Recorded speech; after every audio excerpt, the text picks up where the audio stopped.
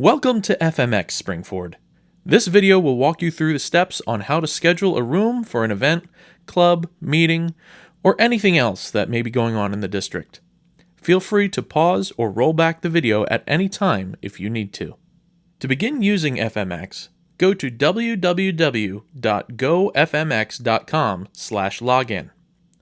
Enter your Springford email and click Login. Next, you will create a password. For this, you will just simply click Forgot Password and create a password from there. For ease of things, we recommend that you use the same password you had on SchoolDude or your current single sign-on password.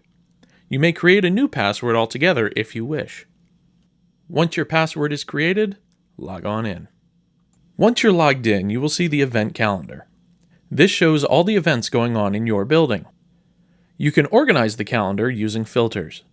You can be as broad or specific with these filters as you like. For everything you do in the Filters tab can be saved. At the bottom, click Save Filter, rename the filter, and click the check mark to save it. All of your saved filters will be here when you log in. That way you don't have to set your filters every time you open the calendar.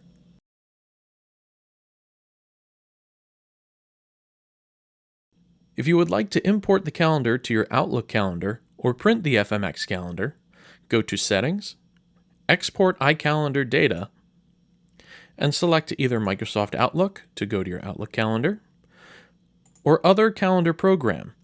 Export the calendar, and you can print it off from there. There are two easy ways to create an event. One, by clicking New Request, which will be in the upper right-hand corner of your screen, or simply by clicking on the day on the calendar that you'd like the event to take place. Then click Schedule Request. Next, fill out the form, making sure to fill in all required fields marked by an asterisk. This form is pretty self-explanatory, but let's walk through it anyway. First, you will need to fill in the request type. For Springford staff, for the majority of the time, you will select SFASD event. Next, enter the name and select which building or buildings you would like to reserve. Then, select the area or areas you would like to reserve under Resources. Next to Starts, enter the date of the event. If the area is to be reserved all day, make sure to check that box. If the reservation is not all day, enter the start and end times next to From and To. This includes setup and teardown times. So be sure that if you schedule the cafeteria, for example, from 3 to 7:30, that you're there no earlier than 3 and you're cleaned up and heading out the door by 7:30. If the event is to repeat on a regular basis, you may select daily, weekly, monthly, yearly, for regularly repeating reservations, or custom if you want to select an irregular repeating one. For regularly repeating events, you can select the day or days of the week it will be, as well as an end date. The next section, On Behalf of, is optional. If someone like a building secretary was to put in an event for someone else, the contact person would be entered there. Next is information about the contact and information about the event itself. We need the event contact person's phone number, number of attendees, and if there is a donation or administration fee for the event. Next are add-ons. Do you need a podium? How many tables and chairs, if any, would you like? Those would be routed to your head custodian. Do you have audio-visual needs? If you check that box, you may list anything you need AV-wise, such as a projector, microphones, portable PA system, etc., and Rich Prevetti will be notified. Is food service needed? Are you providing food?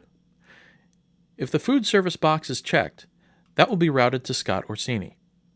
If you're providing food, just a friendly reminder that no one outside of food service is permitted to use the kitchens or kitchen equipment at any time. Do you need additional HVAC needs outside the normal hours of operation? Check the box. This will notify Denise Whitmore to make sure the area is comfortable for you. Finally, the last section. You may list any additional notes and check that you've familiarized yourself with Board Policy Part 707, Use of Facilities.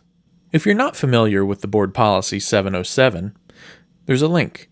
Below that, you may attach anything else that may be needed, like seating arrangements, for example. You may set reminders for the upcoming event for however many days ahead, though I don't expect us to be using this feature very often. And the final optional section, Followers, is for anyone else who may be needed to be notified of the event. Head custodians, Brandon Bartolotta, and building secretaries will automatically get notified. Finally, double check that the information you entered is correct. Before checking Submit, make sure the request is not private. Making it private will hide the request from anyone who isn't on the request already and will only appear on those few calendars. Now, all there is to do is click Submit. Once submitted, it will appear as pending until it is approved and finalized by Brandon Bartolotta. If you need to change details of an event that's already been submitted and finalized, you can change it. No need to submit another request. For example, if I scheduled an event for Monday the 5th, but I now need to change the event to the 12th, I can make that change and everyone attached to the event will be notified automatically. Please try to make edits to events no later than 1 week before the event takes place, as your custodial, audiovisual, food service, and HVAC teams need time to plan and prepare to help you make your event the best it can be. Side note, in addition to after-school activities and events, please submit FMX requests for events that require special setup, like assemblies and meetings in LGIs. Remember, FMX is new to all of us, and there will be a learning curve and some minor bugs to work out. So please be patient as we all learn this new system together. If you're stuck or have any questions, please don't hesitate to reach out and ask either Brandon Bartolotta or Aaron Crew for assistance.